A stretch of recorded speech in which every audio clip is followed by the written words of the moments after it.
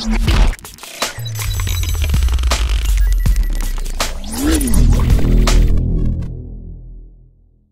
is good, guys? Man from Duality Gaming here, giving you another video. Duality Gaming News, episode number 8. Bit of a short one today because there's not really much news. I'm going to do something a bit out of the norm. My heart and Doris's heart goes out to people in France and Italy and all that. Going on from that, if you don't know, Evo I think is going on now, and Doris is kind of getting all hype and fangirling over all of that. So Evo is going on.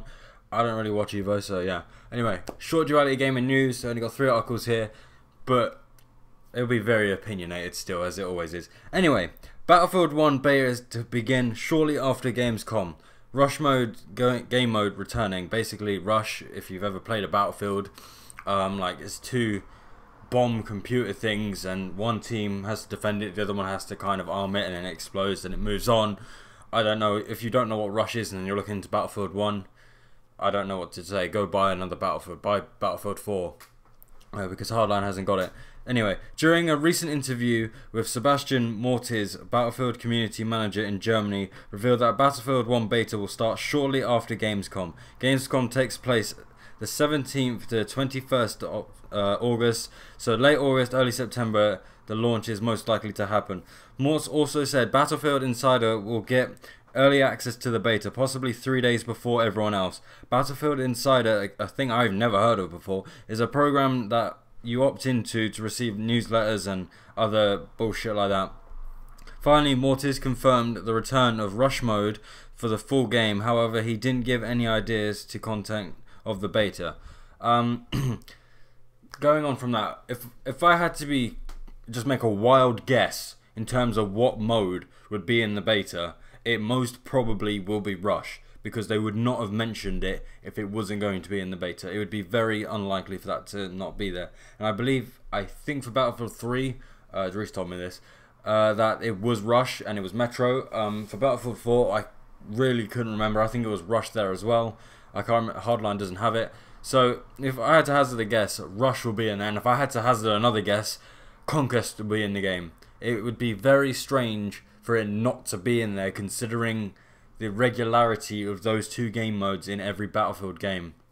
They were in Battlefield 3, Battlefield Bad Company, Battlefield 4, so I don't know, maybe because it's Battlefield 1 they wouldn't, but the chances are they will. Now, I'm going to bet any money on this that Battlefield Insider program thing, their numbers are going to skyrocket after, like, when this starts properly coming out, because the chances are people are going to want those 3 extra days of the Battlefield 1 beta, and I'm looking forward to the beta.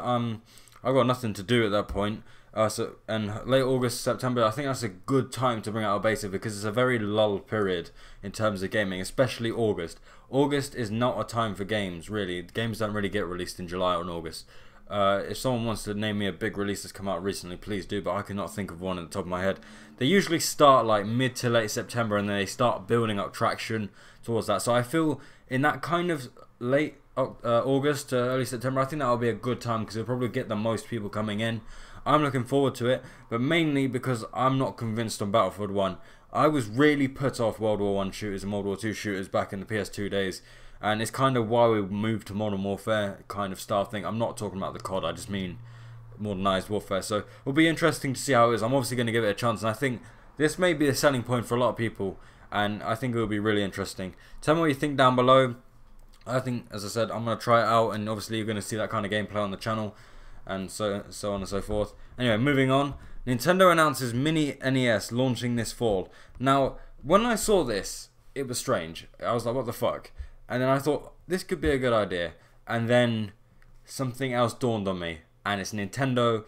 And to be fair, the IGN video I watched, even though I don't know why the fuck I watched them, kind of misconstrued information in my opinion about how this was, because they were talking about like a new console and everything, but to be completely honest with you, it feels, and once I start reading it you'll understand, it kind of feels like one of those cheapy TV consoles that you can't get anything for anyway.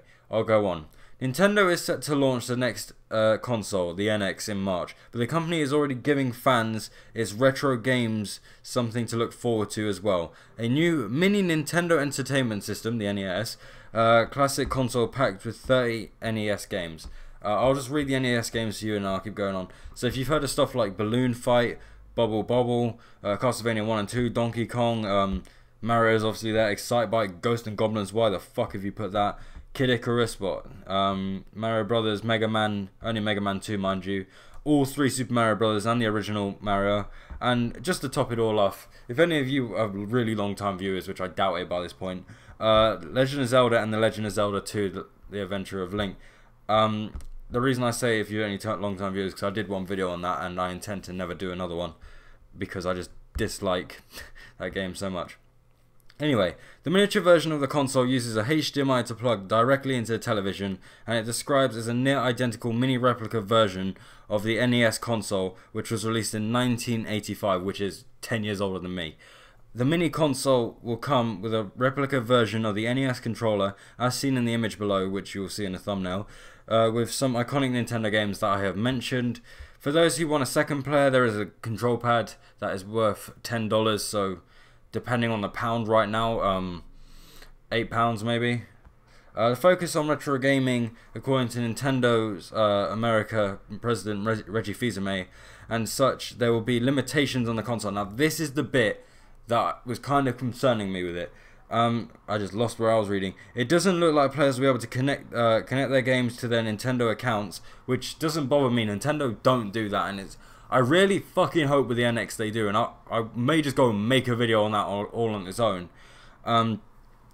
Going on from that, where am I? It also will not have any internet connectivity. Players, however, will still be able to save their progress in game on the console.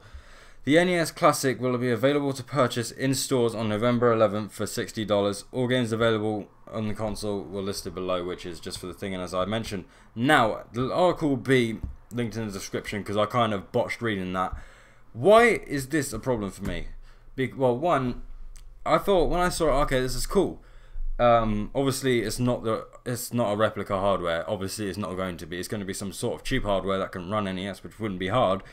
But the problem is, you're locked to these 30 games. Now, I'm not saying these aren't 30 great games. The chances are, if you're going to play NES games, these were probably the 30 most likely ones you were probably going to play, minus Castlevania 3 not being on there for some unknown reason. The problem with it is the online connectivity, and there is no disc tray slot. So obviously, for those collectors, they will not have the chance to have their games put in HDMI format, which isn't the end of the world, but obviously is a downside on that.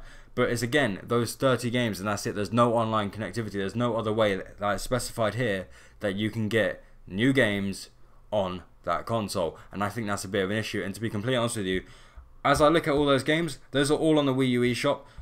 It is good savings. I will admit that. If you go look at the Wii U eShop games for that, it's good savings for that. But the problem is, because there's no expandability to it, I feel it's just it's an Achilles heel of the console. But anyway, tell me what you think down below. I think it's an interesting idea, and I feel it could have been done very well, but it's just been poorly utilized by Nintendo, being pretty much how Nintendo are, which is stubborn as all shit. Now, going on to the biggest part of the news for me. This kind of got my blood boiling a little bit, because I see it being kind of a sort of issue for gaming so far. Anyway, Star Wars Battlefront offline skirmish mode announced, Death Star DLC teased. Now, I don't really care for the Death Star DLC. I'm not going to mention it very much. It's a DLC. It's EA. You're going to pay for it, or you have a season pass. Now, I have multiple reasons for thinking why I think this, and I will get into it, but I will read the article first. It's an IGN article, so God knows how accurate it is. The first of all, a new, much requested offline mode has been announced. Skirmish, it will be available from July 20th, and you'll be able to play against bots in a solo mission or with friends using a split screen. Skirmish has multiple difficult levels, and you can play across 2 modes, namely Walker Assault and Fighter Squadron. In addition, there will be more free in-game events coming soon, such as HUT contracts, new login rewards, and open trials to experience Cloud City of Basin.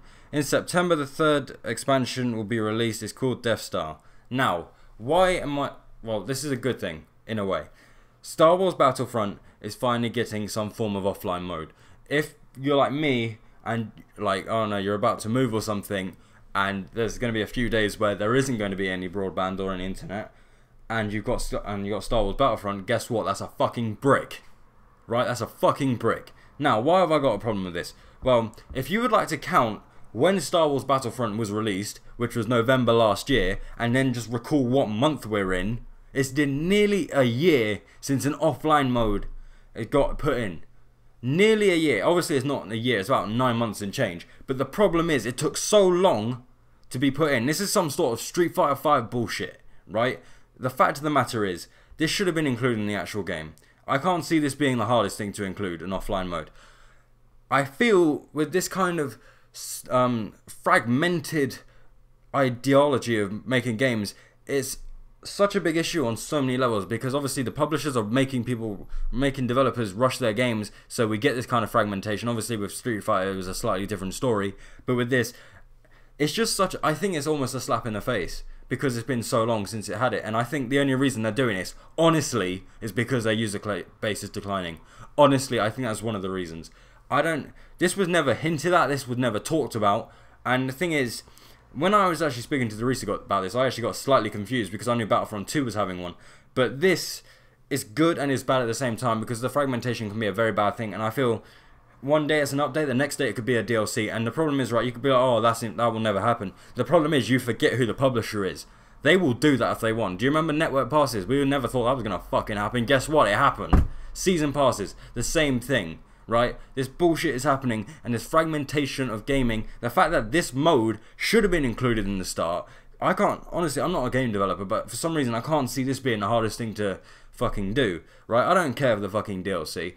If you want to play it, that's all, by all means, but the fact of the matter is that offline mode, I feel, is just a little too late in a way. Obviously, I think it's trying to boost sales in a way, and trying to get people back, but I think it's just an insult. It's just too fragmented for my liking. And as I said, it's too little too late. Well, tell me what you think down below. I obviously don't agree with this. I like the fact that it's coming there. I'm not going to get the game again. I'm not going to, well, again, I say again, I didn't buy it in the first place. I played it for an hour and hated it.